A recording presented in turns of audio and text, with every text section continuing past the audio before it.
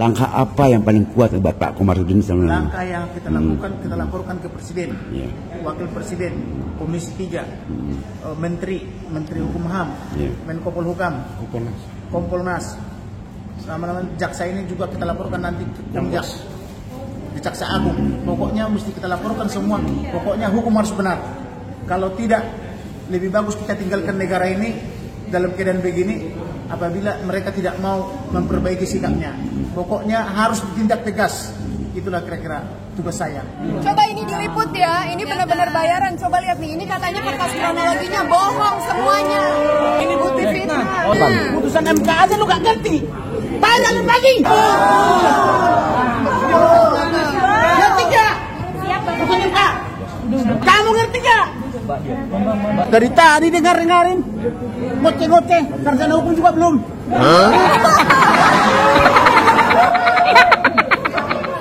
Ngoceh-ngoceh, sarjana hukum juga belum.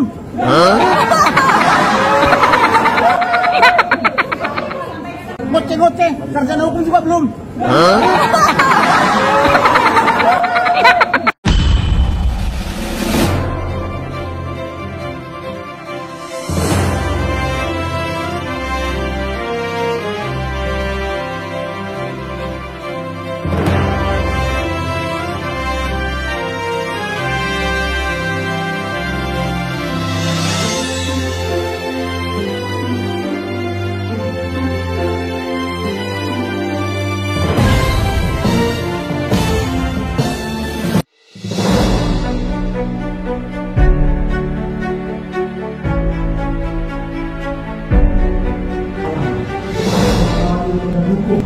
Garis miring PU 6 Romawi garis miring 2008 dan putusan MK nomor 2 garis miring PU Romawi 7 tahun 2009 dan karena saudara juga anggota Polri perbuatannya yaitu dituduh perkara nomor 10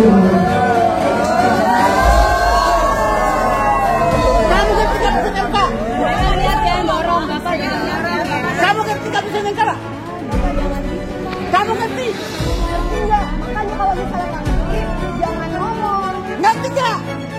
Jangan bikin orang tuh emosi. Lihat ya siapa yang terlihat.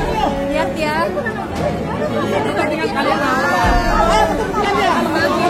Buktinya ya, buktinya lihat ya. Coba ini diliput ya, ini benar-benar bayaran. Coba lihat nih, ini katanya kertas kronologinya bohong semuanya.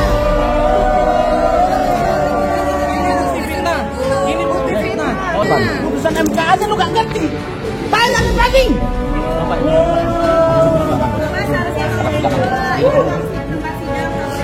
Goblok lu.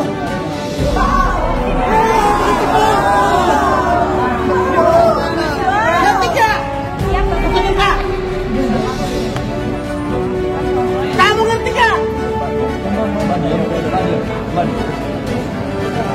Dari tadi dengarin. Ngoceh-ngoceh, sarjana hukum juga belum.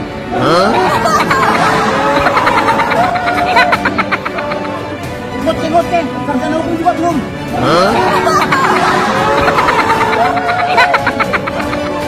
Ngoceh-ngoceh, sarjana hukum juga belum. Sidang dari KUA Kecamatan Makassar, dan hasilnya adalah bahwa tidak ada sumpah palsu atau tidak ada dokumen yang dipalsukan. Tidak ada. Terus kemudian saksi yang lain adalah BPN. Dari BPN itu kemudian hasilnya adalah ternyata memang surat yang diterima oleh kami dari BPN ternyata adalah benar gitu. Terus BPN juga menjelaskan bahwa pertelaan dari pengembang Elit Prima itu baru SK-nya baru turun tahun 2022. konfirmasi menteri ya? Konfirmasi dari menteri dari BPN. Artinya apa? Artinya PT Elit Prima memang tidak bisa melakukan AJB dengan saya sebagai pembeli sampai tahun 2022. Padahal ketika saya beli di tahun 2012, mereka bilang 3 tahun kemudian sudah bisa AJB gitu. Oleh karenanya, karena mereka nampaknya belum lengkap perizinannya saat itu.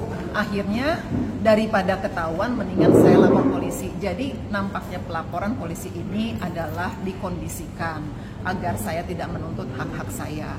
Saya ingin meminta keadilan kepada pemimpin yang baru, kepada Pak Presiden, Pak Prabowo, kepada Menteri Hukum dan Menteri HAM dan Menteri Menko Kumham dan Komisi 3 DPR untuk kiranya bisa memberikan perlindungan hukum dan kepastian hukum kepada kami.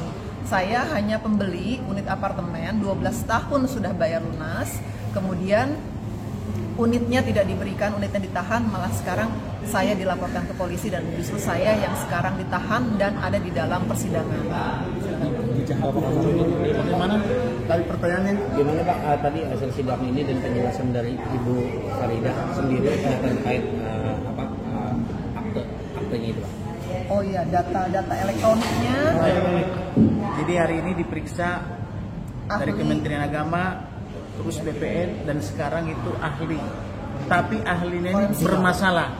Pertama, identitas daripada terdakwa advokat.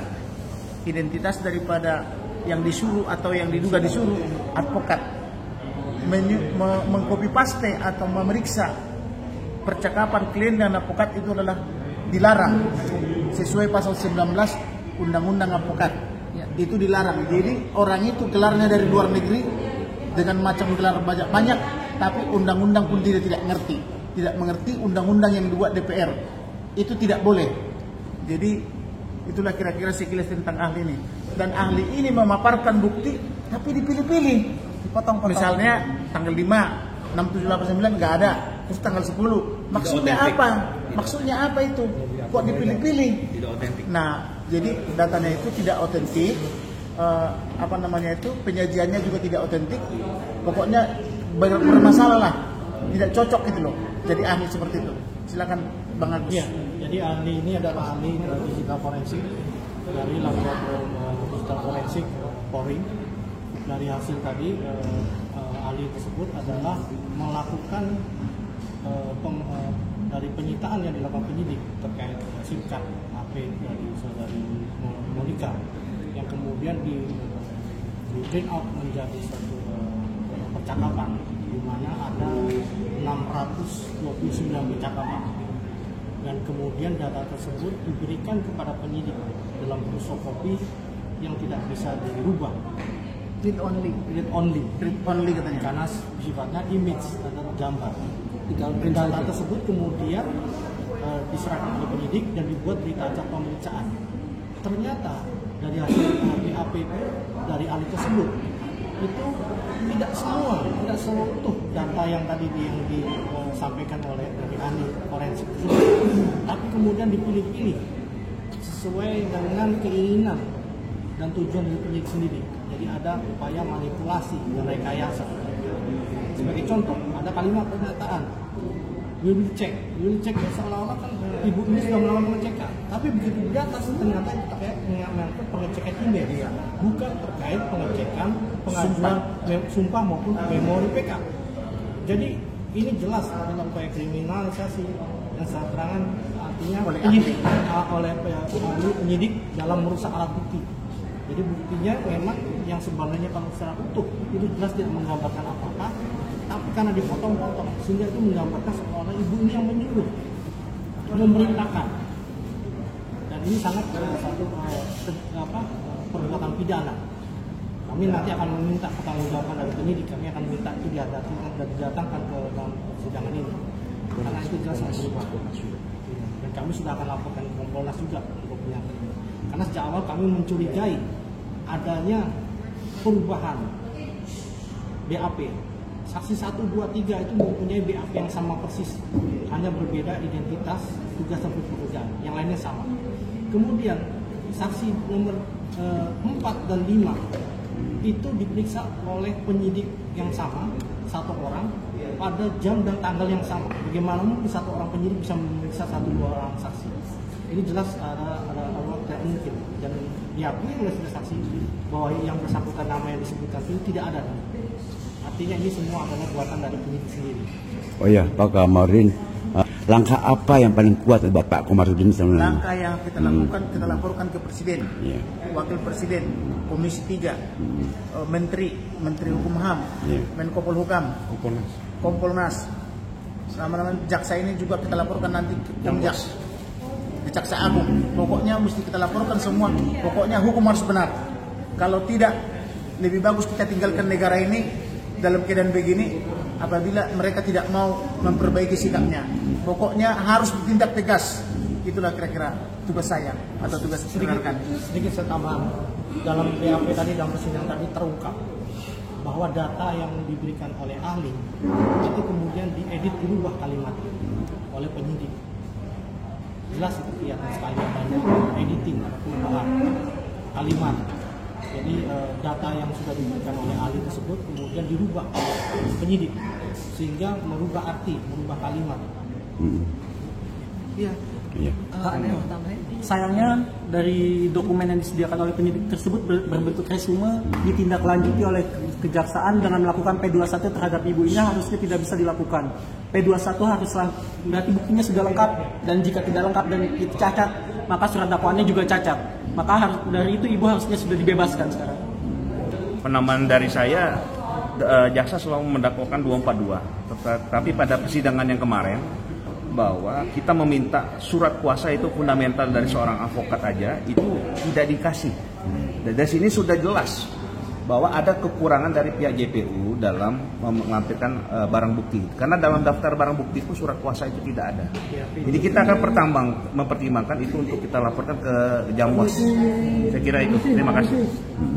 Apa Ibu izin ini sebetulnya kita mulai lagi nih 15 menit lagi, ya kan? Siap-siap sudah ya?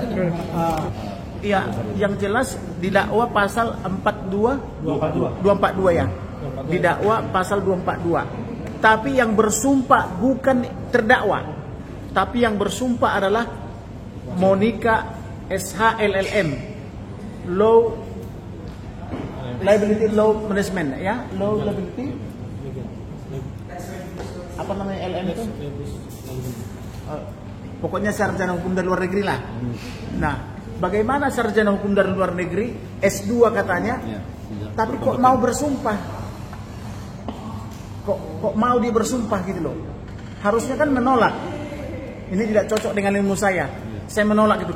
Ini dia pergi ke Jakarta Selatan itu hakimnya satu.